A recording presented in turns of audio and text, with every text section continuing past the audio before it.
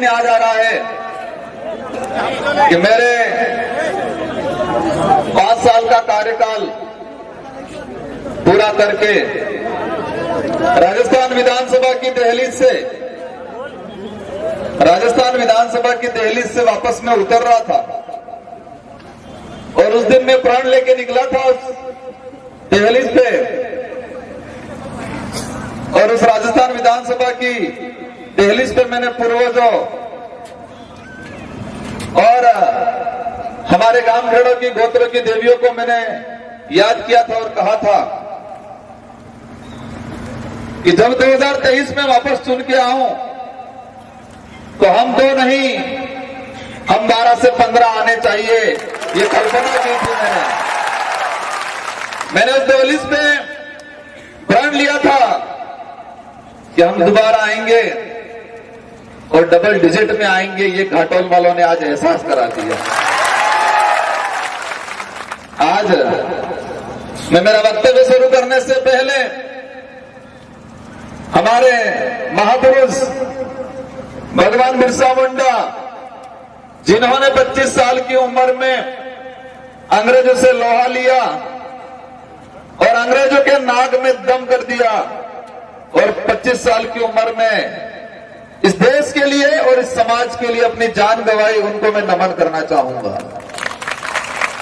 इसके अगले क्रम में गोविंद गुरु महाराज, जिन्होंने इस क्षेत्र में आदिवासी समुदाय के अंदर जागृति लाने के लिए अंग्रेजों और राजा रजवाड़ों के द्वारा जो तानाशाही की जा रही थी, शोषण किया जा रहा था, अत्याचार किया जा रहा था, उसके खिलाफ इस कौम को एकत्रित करके जागृति लाने के लिए और हम अपने हक अधिकार को लिए लड़ने के लिए इस समाज में जागृति लाए गोविंद गुरु महाराज।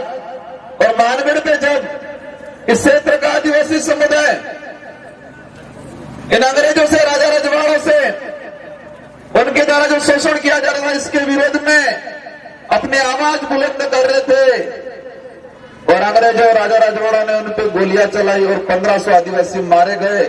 और उस दिन गोविंद गुरु महाराज का जो सपना अधूरा रह गया है, उस सपने को आज ये भारत आदिवासी पार्टी पूरा करेगी। उनको नमन करना चाहूंगा। साथ ही भीमराव अम्बेडकर जी, जो हम आज वोट की बात कर रहे हैं, संविधान निर्माण में उन्होंने मुख्य भूमिका निभाई और इस देश की आम जनता को एक अधिकार दिया और इस देश चलाने की एक चाबी दी, जिसको हम वोट कहते हैं। उनको नमन करना चाहूंगा मैं। इसी क्रम में हम इतिहास के पन्नों पे पढ़ते हैं, देश के अंदर जब अकबर ने अपनी तानाशाही फैलाई तो देश के सारे रजवाड़ों ने उनकी अधीनता स्वीकार कर ली, लेकिन राणा प्रताप मेवाड़ का एक राजा था जिसने अधीनता स्वीकार नहीं की। उनको ताकत देने वाले राणा प्रताप भील को मैं नमन करना चाहूंगा।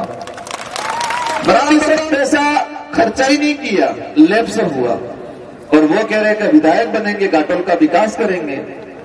भाजपा ने पहले भेजा था विधायक, मैं भी गया था, मेरी विचारधारा ने मुझे विधायक बना के भेजा और हमने कहा था कुछ तो बोल लो घाटोल को लेके, विकास को लेके।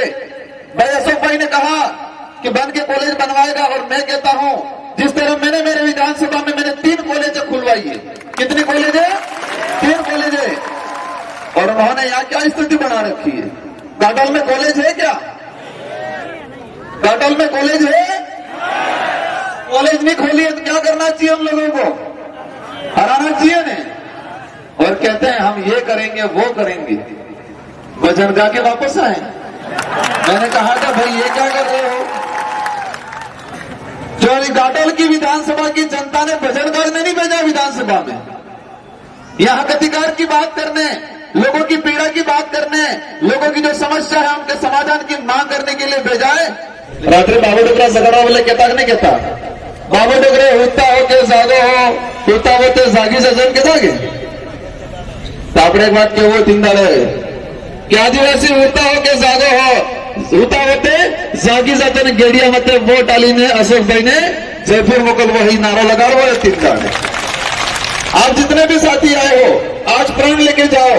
आपका खुद का वोट देना है, लेकिन आपको अपने परिवार, रिश्तेदार, काका बाबा सबका वोट दिलाना है। और आज प्रण लेके जाओ कि हम 200, 300 वोट दिलाएंगे।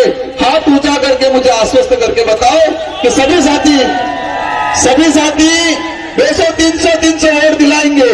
दिलाओगे? पक्का दिलाओगे? आप सबकी जय हो। अवश्य घाटल विधानसभा की सीट जीतेगी।